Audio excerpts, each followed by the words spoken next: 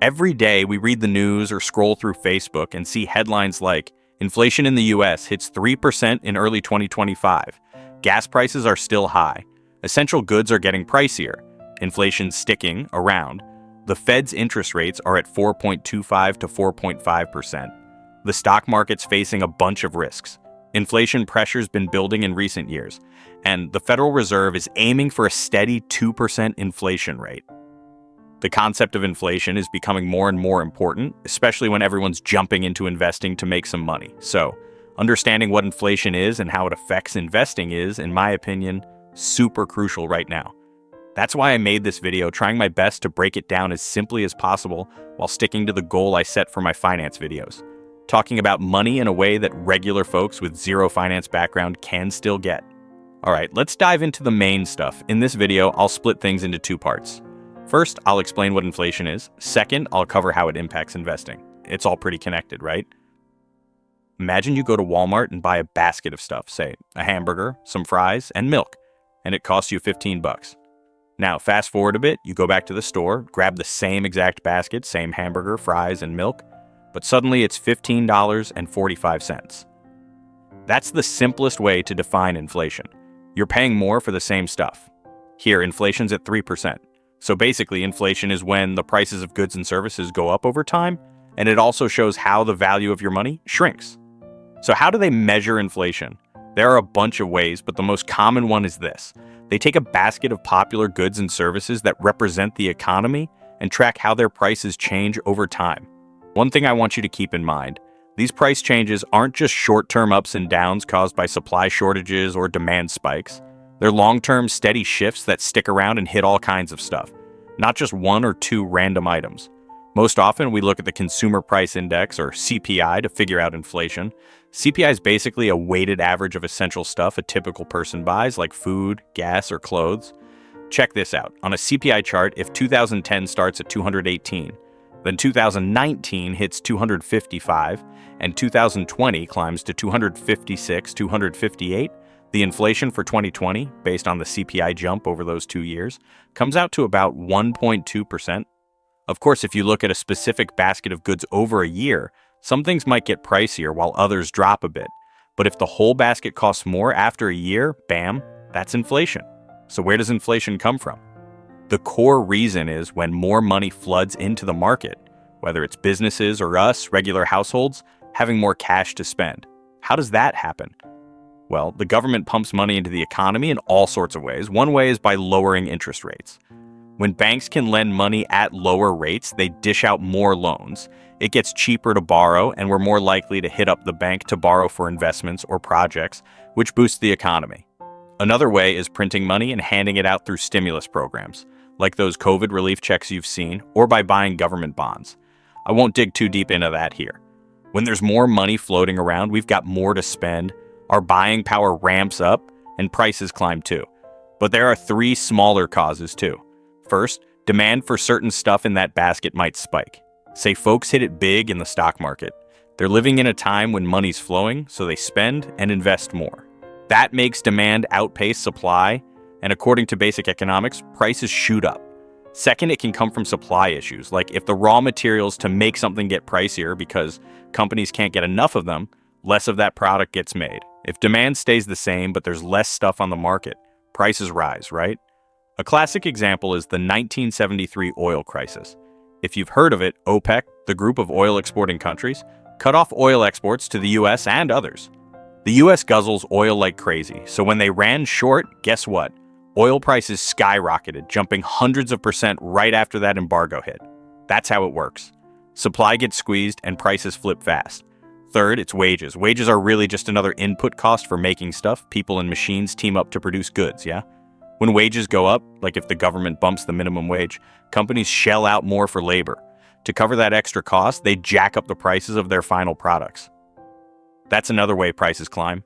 So at this point, some of you might be wondering, is inflation actually good or bad for the economy?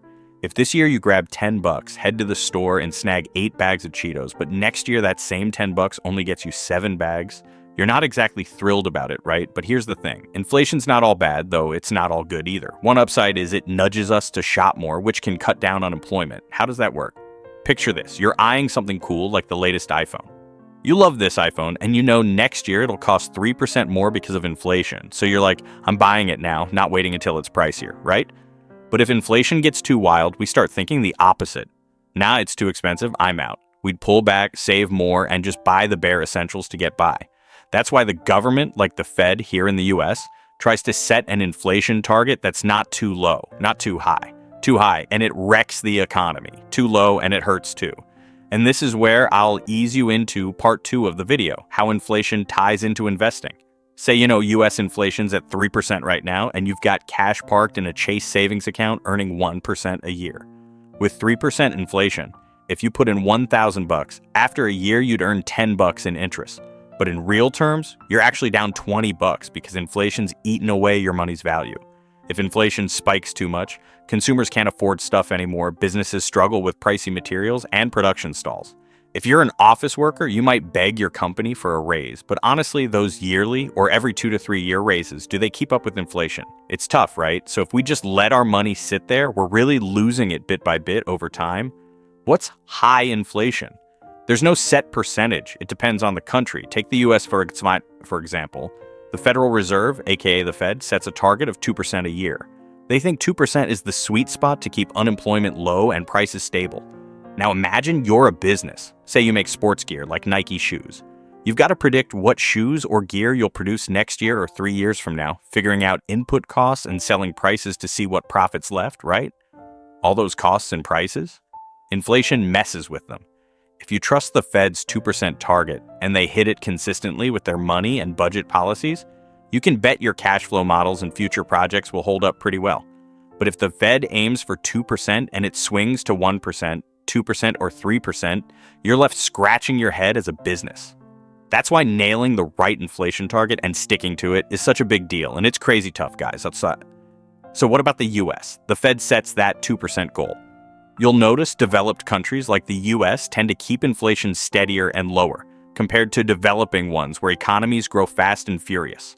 So why not aim for 1% or even 0% inflation? Real talk.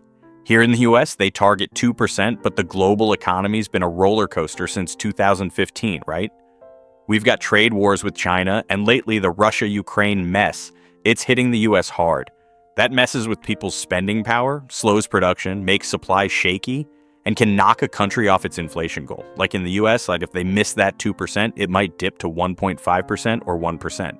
Going back to that Nike example, you'd rather see prices inch up just 1% or 1.5% a year than have your models aim low at 1% when the Fed's pushing for 2%. Over time, inflation could keep dropping, making that 2% target even harder to hit. When a country undershoots its goal, they call it underinflation. If it drops below 0%, that's deflation. A whole other beast I won't tackle here. It'd take another video. Before I dive into how inflation ties into your investment portfolio, here's one thing to know. Inflation's not a perfect measure of market prices. Why? First, CPI is based on a fixed basket of goods locked in over years.